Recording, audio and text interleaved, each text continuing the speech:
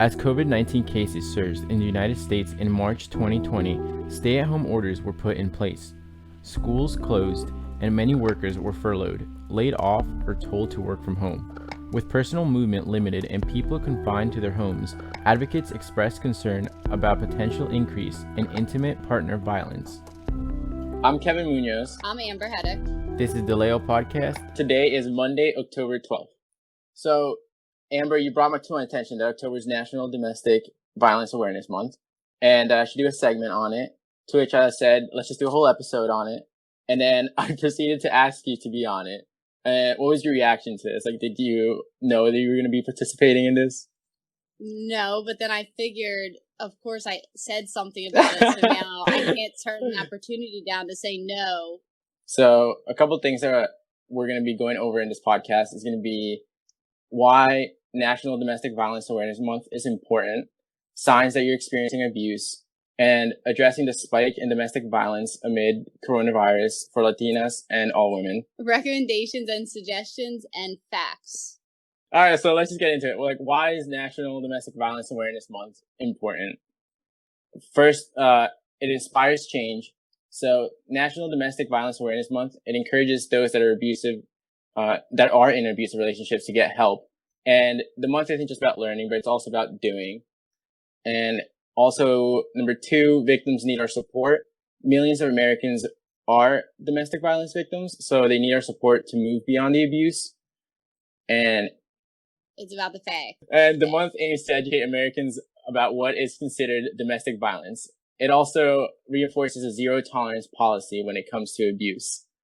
Domestic violence doesn't always manifest as physical abuse, but it's emotional and psychological as well. So it can often be just as extreme as physical abuse.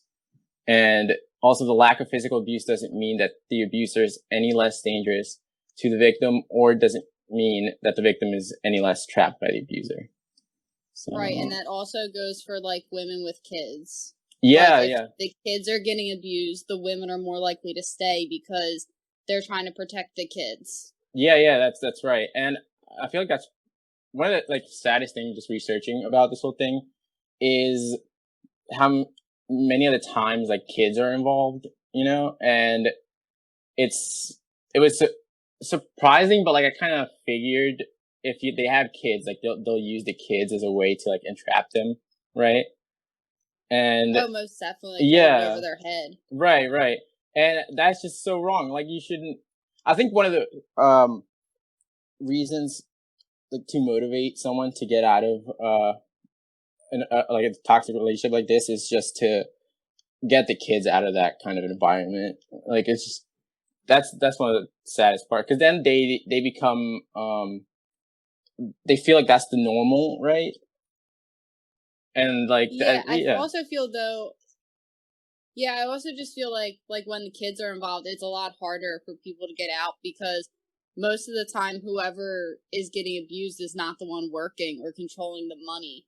So how do you leave with kids who you have to feed? Yeah, and you don't have any income. That's true. You could, which actually leads us to the what are some signs that you're experiencing abuse?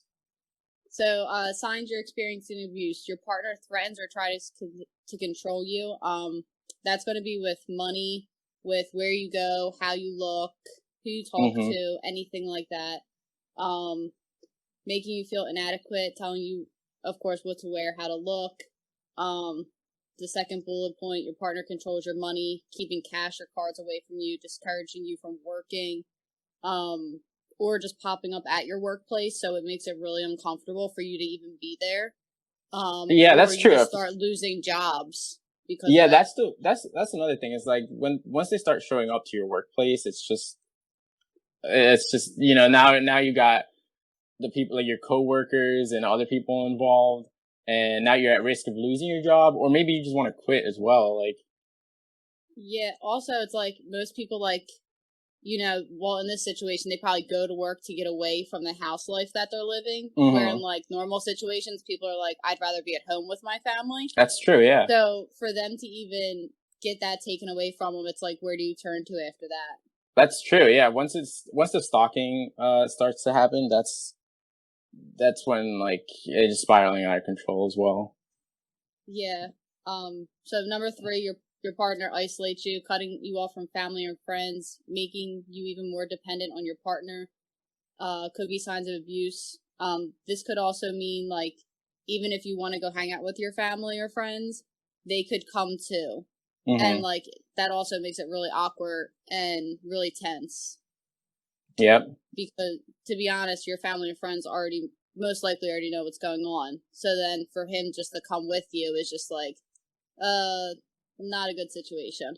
That's a good point. I like before even reading about all this stuff, I didn't even think about like if someone's like if your significant other, I mean it's not always like that, but like if they're always there, like where you're going, I mean that's kind of a sign that, right?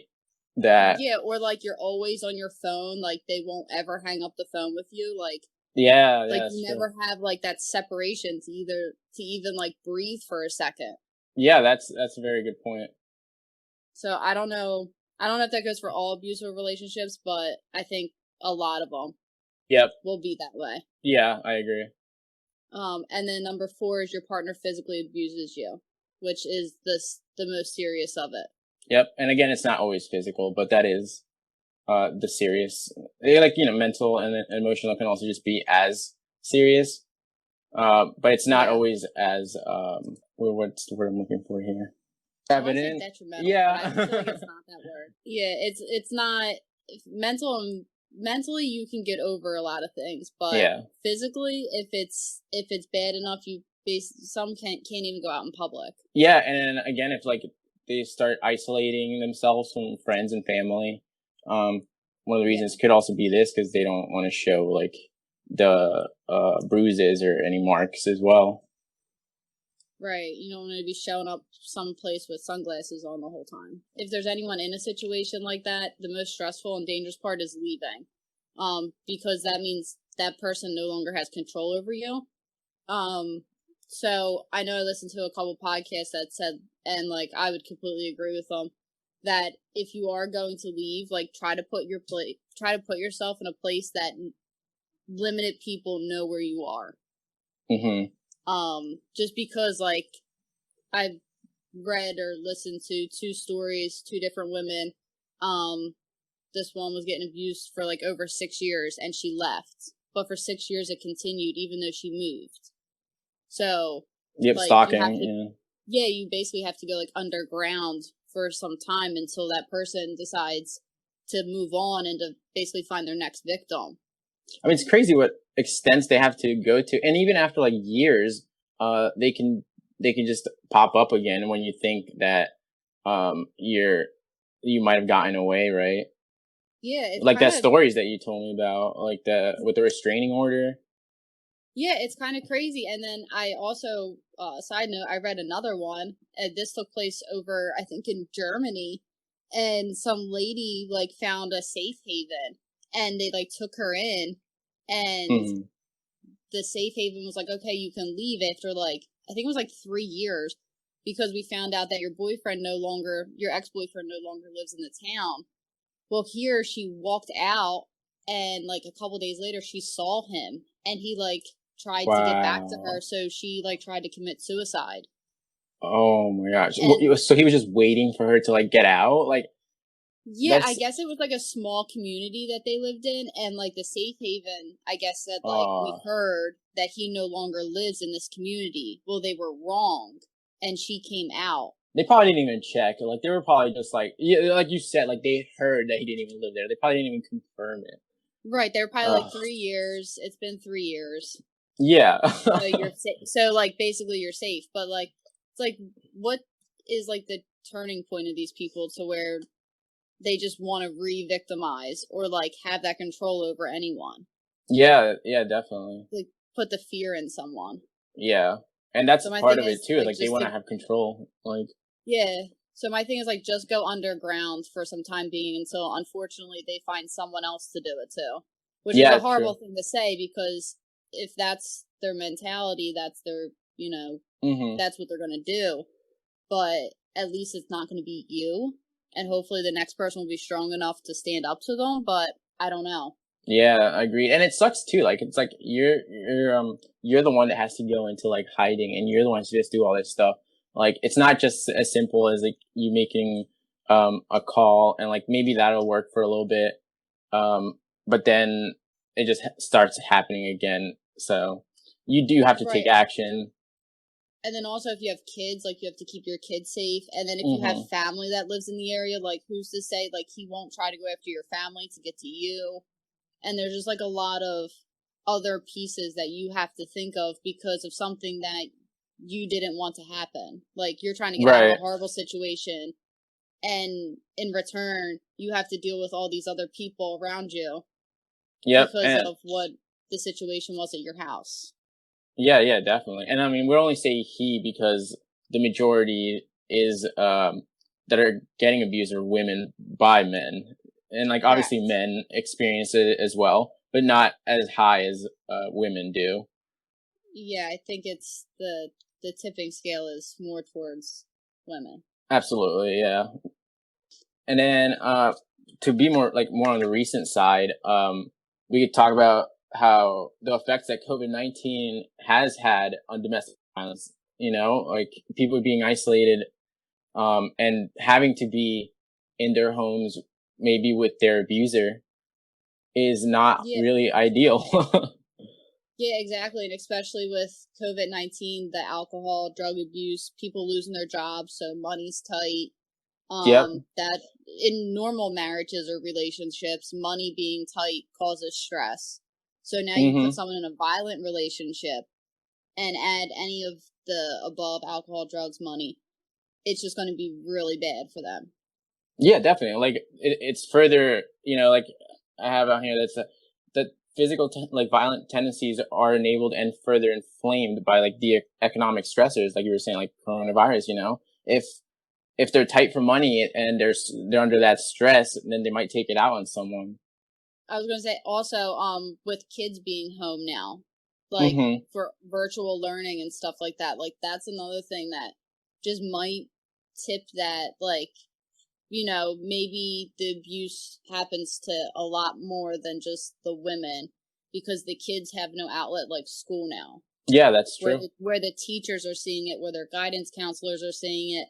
Like now, I think you just have to do, depending on your state or school district, you just have to like have one Zoom class where you have to have your camera on. The rest, you don't have to have your camera on. Yeah, yeah, So who's to that's a say good what you point. really look like the other 4 days of the week? Yep, that's I didn't even think about that, but that's a very good point. A report here by NBC says that families that are locked down, in order to slow down COVID-19, the police says that domestic violence cases have risen up to 35% in the recent days.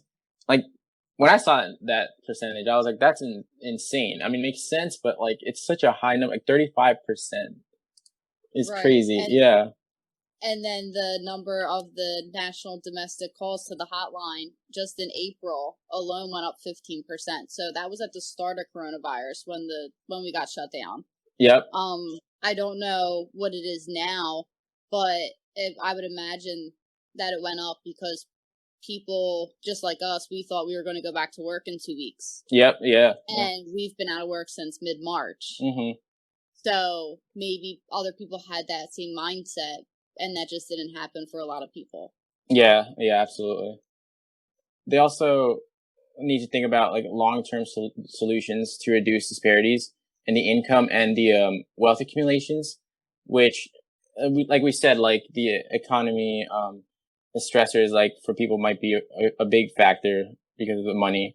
Um, and right now they're being overwhelmed, and some are even being like cut, and it's just exacerbating. And I just want to point out, it's like particularly among Latinas because they usually settle for like lower end jobs, like more skilled, like low paying, semi skilled occupations in the overall workforce, and that therefore leads to like limited financial resources, which create substantial barriers for women trying to leave the abuser or obtain like legal assistance, housing, and like we said, like childcare as well. Yeah, childcare. I didn't even think of that, but Yeah. yeah, childcare is not cheap, and Yep. also, like, if you were to leave, you would have to find a place that's willing to take your children in too. Yeah, that's very true. It's just more complicated when you have children, but like again, it should be one of the motivations to seek help. Yeah, it's like a I don't know, like, you want to do it for the kids, but at the same time, it's like anything, just with normal people, when you take a step from a career change, a big career change, or this, it's like you're always hesitant to do it because you never know how it's going to end. Mm-hmm. And most people don't take that step because they don't know. Yeah, that's true. So That's true. instead of knowing, like, instead of taking the step and maybe being wrong in the career not being for you, you just stay where you're at, and it really doesn't make you happy. So I guess Mm-hmm. that's just like this situation is like, do we take the step and have nothing in our pockets, but we're not getting abused anymore, or do I at least make sure we have a roof over our head and my kids are eating? Yeah, that's true. And it sucks because it's already, like we said, it's already like programs are being cut already, and it's so underfunded, and that like even now it's worse because of COVID.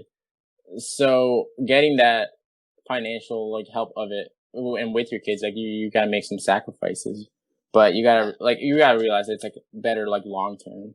I mentioned Latinas, and I wanted to point out just because I feel I see it more in the Hispanic community, maybe just, obviously because I grew up in it, and then what I found Mm-hmm. out from doing like this research I thought was really interesting was like the term like Marianismo, which Mm-hmm. it's like it's rooted in Christianity, like essentially, and it stems from the Virgin Mary.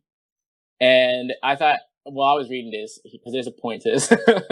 Okay. um, so what Marianismo is basically, the girls aren't offered many alternatives as role models because our mothers are always saying like La Virgencita, which is like the Virgin Mary, and that's that's their sole role model. Like that's how they should behave, like do everything like your husband says and everything. Um, which having her like as a role model, there's nothing wrong with, but Mm-hmm. like there is something wrong with the notion that prevents girls from knowing that they can be and do other things as well. And Yeah. Yeah, I'm all for it, Kev, because you tell me that and I'm like, you can have that, but you have to stand up for yourself. yeah, absolutely. And Like, as a woman, stand up to whoever you feel like. This is 2020. that's right. No, it's Everyone out true. here has a say nowadays. That's right. Everyone has a say, and especially if you're living in the United States, like just don't be afraid to just speak up. Yeah, and maybe like just speaking up stops some of the mental abuse or physical abuse. Yeah, Like, yeah. even if you just like say something to whoever's doing it to you, or Mm-hmm. say something to, I don't know, your husky brother or your uncle or someone that if they come around more often, it'll at least stop a little bit Mm-hmm. Yep. instead And of then just hiding it. yeah, definitely. No, I agree. But I also wanted to just throw out a message there for all the Latino Hispanic mothers, that because they suffer in silence, and I've seen this a lot, whether it's like my friends or just growing up in within the community. Like Mm-hmm. it's okay to have a career outside the home and parent, or work from home, or not work but still have outside interests, like other than your children. It's okay to hire help from time to time to care for your children. Um, I've seen like parents, and my mom included, like they're very hesitant to like hire help because it's like they're my kids, like I'm responsible for them. But like it Mm-hmm. is okay to like seek help, like child care services and such. It is okay because you need time as well for yourself. And it's okay to expect your partners to do their fair share of the housework too. Like Yeah, you shouldn't mothers shouldn't just bear that burden all to themselves. I agree with you that I don't know what error that is for like the white women community, I guess you would say, Mm-hmm. but that's how I mean, my parents didn't do that, but I'm guessing their parents did, maybe. But that is That's not true. how it That's is another thing. nowadays. Yeah, like an older generation as well. It might be harder for them uh to realize that they're even in like an abusive relationship too, because they just feel like that's How just it the way it is. is, right? Like which Right, is like not right. you take care of the kids, clean, cook, just make sure Right. dinner's ready by 5, and I go work, and it's just like, Right. Yeah. no, we don't do that anymore. Yeah, that's right. It's 2020. We don't do that anymore. Yeah, we don't do Right? that anymore. All right, let's get into the facts. So, 479 gun-related domestic violence fatalities this year, and that one surprised me because, as I mentioned to you before when we were doing like some research on this, that when guns are involved, I think it almost um always ends in like a homicide, right? Like the majority of the times. Yeah. And so that one surprised me a lot. And then the other ones, the presence of a gun, and here's what we're talking about. Yeah, the presence of a gun in a domestic violence situation increases the risk of homicide by 500%. 500%. Yeah, so it's like guaranteed to happen. Yeah, that's insane. All right. 10 million people a year are physically abused by an intimate partner. 10 million people. That's like, this is crazy. insane. Like just going over these, like it just baffles me. And I've read this like a bunch of times already, and it still baffles me. I know. Yeah, and then 20,000 calls are placed a day to domestic violence hotlines, which, as you mentioned, have increased by like what 15% recently. April, yeah, so that number's probably up there. yeah, definitely. And then 1 in 4 women and 1 in 9 men experience severe intimate partner physical violence. On average, nearly 20 people per minute are physically abused by an intimate partner in the United States. So during 1 year, this equates to more than 10 million women and men. Yeah, a minute. That statistic alone is just Right? That's crazy.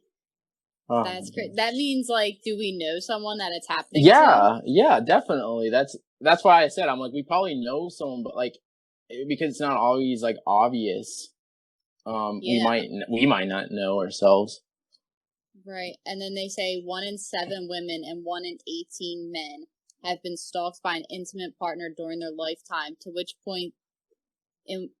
point where which they felt, feared, or believed that they or someone close to them would be harmed or killed. Mm-hmm. Yep. So that's also like turning up at your job and your family's house and all that fun stuff. Yep, that's right. 72% of all murder-suicides involve an intimate partner. 94% of the victims of these murder-suicides are females. Mm-hmm. I think the start of the pandemic, there was a lot of these that I've seen on the news. The murder-suicides? The murder-suicides, yeah. Wow, yeah. And that's probably because people had no idea what to do with themselves in lockdown. Mm-hmm. 1 in 15 children are exposed to intimate partner violence each year, and 90% of these children are eyewitnesses to this violence. Yep. And 1 in 15 children is wow. Yeah, is a lot. And like I said, with them not going to school, they have no outlet and no one to be able to call to get that family help now. Yep. So, and then between 21 and 60% of the victims of intimate partner violence lose their jobs due to reasons stemming from the abuse. Yeah, like you mentioned, they show up at your job, and then that just kind of escalates things. Yeah, or if you're just like really too embarrassed to go to your job because of the way you look one day, or whatever the reason may be.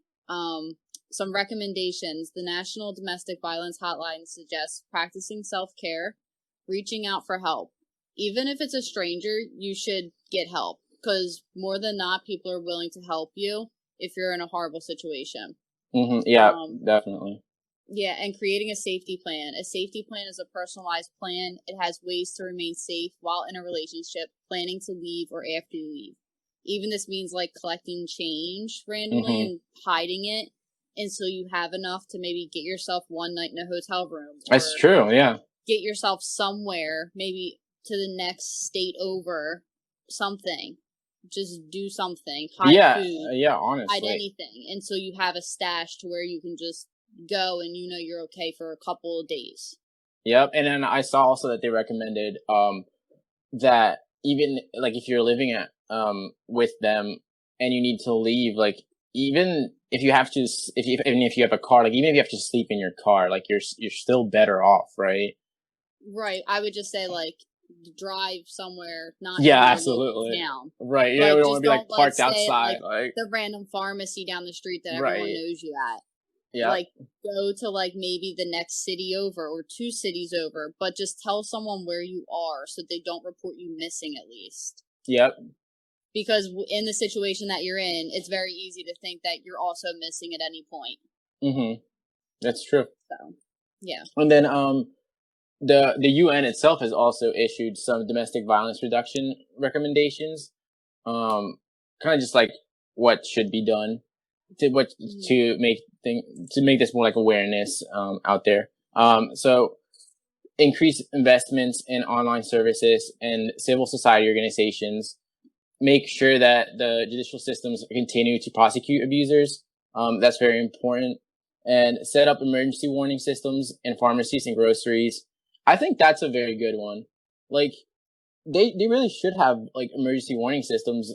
Like you said, you can make an excuse to just go to like I'm gonna go buy something at the grocery store, and then Right. even as Or simple you as that, could like right, or just say like I have to go ask someone at customer service where something is, or if I should be taking this, or something. right. I think that'd be great. Like I think they should just implement that right now. Like you know, like Yeah. that just check that off because you go into CVS and all you got to do is just you know what I'm saying like just press something and I think that Right. would be great. Also they have declare shelters as essential services. Create safe ways for women to seek support without alerting their abusers, which goes back to like we were saying, like emergency warning systems. Avoid releasing prisoners convicted of violence against women in any form, which reminds me of what you were talking about with the whole podcast that I heard. You know, because they released them right after a couple Yeah, years. 5 days.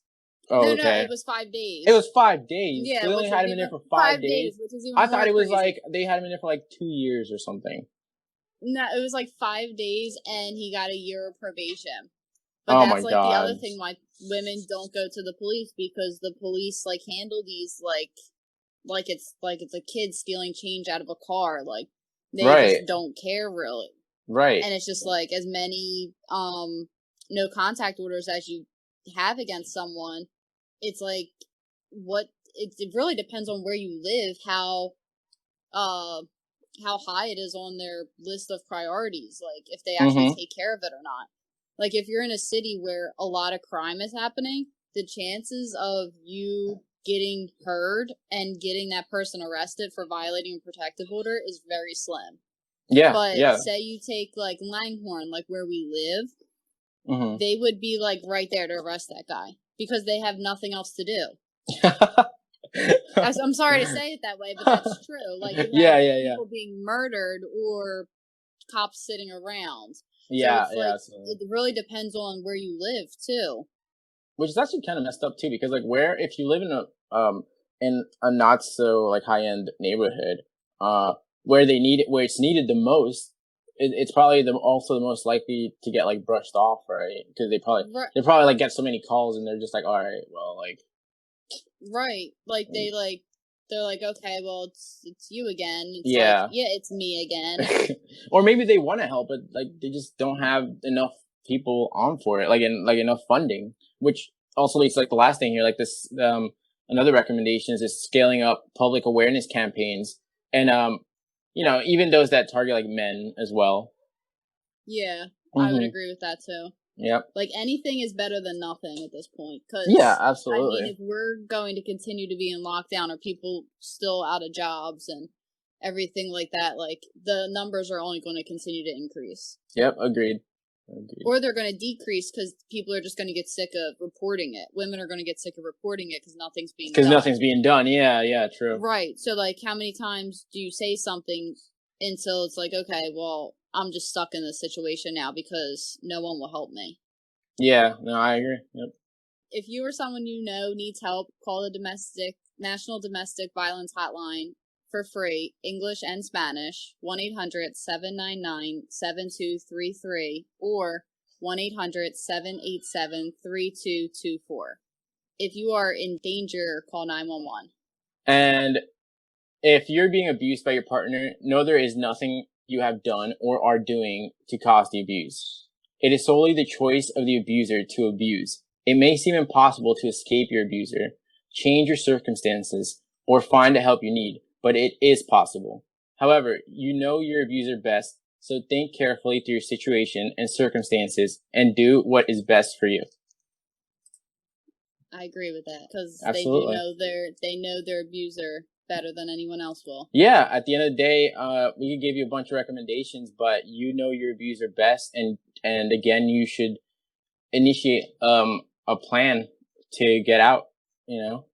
Yeah, like they know what makes them tick or Mm-hmm. go off. So play the mind game and get yourself out of that situation. Thank you for being on here. No problem. I'll talk to you. Once again, if you or someone you know needs help, call the National Domestic Violence Hotline for free, English and Spanish. The number is 1-800-799-7233 or 1-800-787-3224. If you are in immediate danger, call 911. I will also have links to additional resources through my blog post on my website for today's episode. If you want to support me and the podcast, just follow my Instagram at Latina American I. And if you have any questions or want to know more in detail about what was covered in the podcast, you can find more info on my website, latinamericaneo.org. That's LATINAMERICANEO.org. I'm Kevin Munoz, and I'll see you next time.